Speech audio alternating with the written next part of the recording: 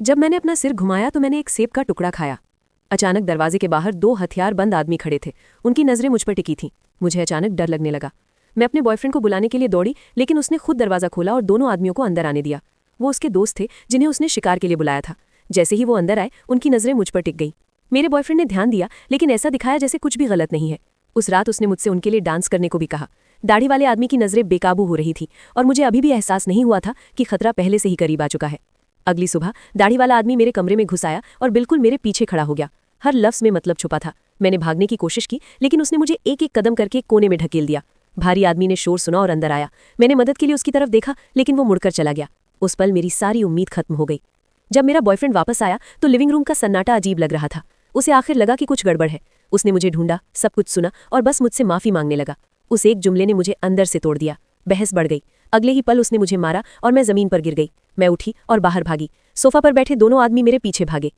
बहुत जल्दी मैं एक चट्टान के किनारे पर पहुंच गई। मेरे बॉयफ्रेंड ने आवाज धीमी करके कहा कि वो मुझे तुरंत घर भेज देगा। जब मैं जमसी गई थी, उसने अचानक हाथ बढ़ाकर मुझे किनारे से धक्का दे दिया। टहनियों ने मेरे जिस्म को अपनी जगह पर जकड़ लिया। उन्हें लगा मैं मर चुकी हूं और वो चले गए।